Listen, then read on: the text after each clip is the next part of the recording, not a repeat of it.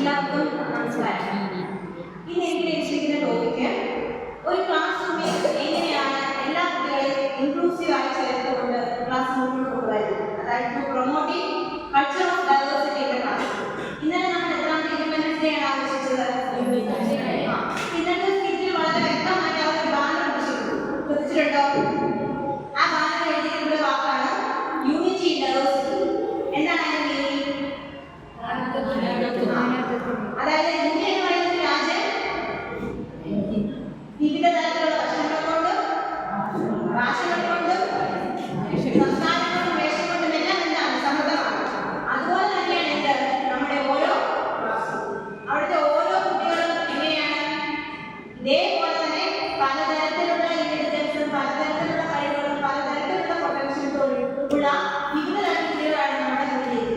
പക്ഷെ നമ്മൾ ഒരേ തരത്തിലുള്ള ഒരേ തരത്തിലുള്ള ടെസ്റ്റുകൾ കൊണ്ട് മാത്രമാണ് അവരുടെ മുന്നിലേക്ക് ക്ലാസ് എടുക്കുന്നത്. അതുകൊണ്ട് തന്നെ നമുക്ക് സംഭവിക്കുന്നത് എന്താണ്? എല്ലാ കുട്ടികളെയും ഒന്നിച്ചുകൊണ്ട് ഇൻക്ലൂസീവ് ആയിട്ട് എല്ലാ കുട്ടികളെയും പാർട്ടിസിപ്പേഷനുള്ള ഒരു ക്ലാസ് റൂം നമുക്ക് ലഭിക്കാതെ കുറച്ച് കുട്ടികൾ മാത്രം ആക്ടിവിറ്റി എൻഗേജ് ആയിട്ടുള്ള ഒരു ക്ലാസ് റൂം ആണെന്ന് നമുക്ക് ലഭിച്ചുള്ളൂ. അപ്പോൾ എങ്ങനെയാണ് നമ്മുടെ ക്ലാസ് റൂം ഉണ്ടാകുന്നത്? ആ ക്ലാസ്സിൽ 50 കുട്ടികളുണ്ടെങ്കിൽ ആ 50 കുട്ടികളും ഒരേപോലെ പാർട്ടിസിപ്പേറ്റ് ചെയ്ത് എൻഗേജ് ചെയ്ത് ഇൻട്രാക്ട് ചെയ്യുന്ന ഒരു ക്ലാസ് റൂമാണ് നമുക്ക് ആവശ്യം. അപ്പം അതിനുവേണ്ടി ആദ്യം നമ്മൾ എന്ത് ചെയ്യണം?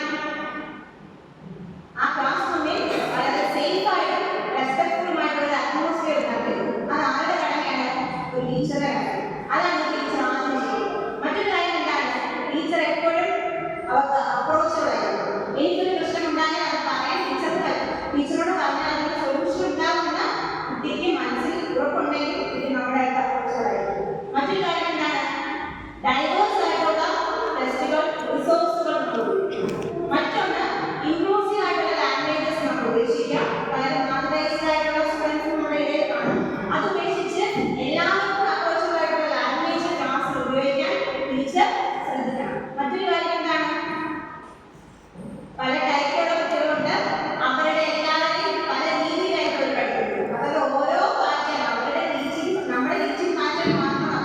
കുട്ടികളുടെ ലേണിംഗ് പാറ്റേൺ മാറ്റാൻ നമുക്ക് സാധിക്കണം. അത് നമ്മുടെ ഒരു കടമയാണ്.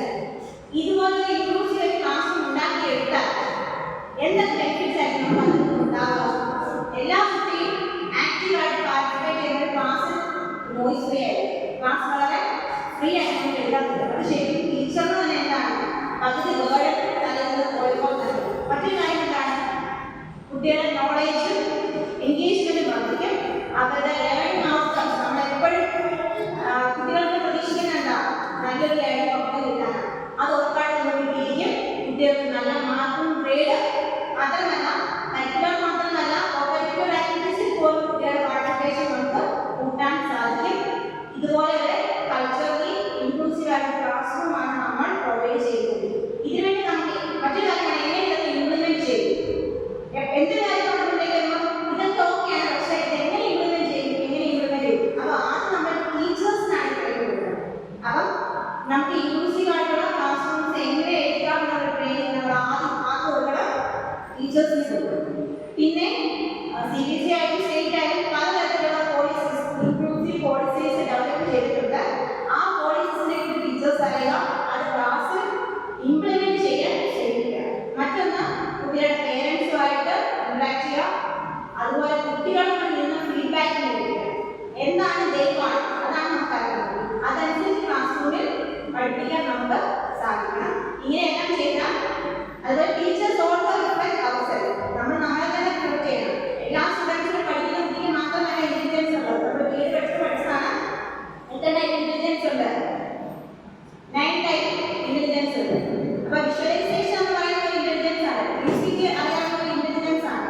ആ കുട്ടിക്ക് ഇപ്പം നന്നായിട്ട് വരയ്ക്കുന്ന ഒരു കുട്ടി അത് ഇന്റലിജൻസ് ആണ്. ഓരോ സ്റ്റുഡൻസിനും ഓരോ തരത്തിലുള്ള ഇന്റലിജൻസ് ഉണ്ട്. അപ്പോൾ ആ ഇന്റലിജൻസ് കണ്ടുപിടിച്ചാൽ തന്നെ അവരെ നമുക്ക് ക്ലാസ്സിൽ എന്ത് ചെയ്യാൻ പറ്റും? ഇൻക്ലൂഡ് ചെയ്യാൻ പറ്റും. അല്ലാതെ ലോക്കോമേഷൻ ആയിട്ട് എന്തെങ്കിലും പ്രോബ്ലം ഉള്ളവർക്കോ ലേണിംഗ് ഡിസബിലിറ്റി ഉള്ളവർക്കോ മാത്രം ഉള്ള ഒരു കൺസെപ്റ്റ് അല്ല ഇൻക്ലൂസീവ്നെസ് എന്ന് പറയുന്നത്. നമ്മളെ കണ്ടുവരിക എന്തെങ്കിലും അറിയാവുന്ന കുട്ടിയും കൂടെ നമ്മുടെ നോർമൽ ക്ലാസ് റൂമിലേക്ക് കൊണ്ടുവരുന്നതാണ് ഇൻക്ലൂസീവ്നെസ് എന്നാണ് വിചാരിച്ചത്. പക്ഷെ അതല്ല ഇൻക്ലൂസീവ്നെസ്.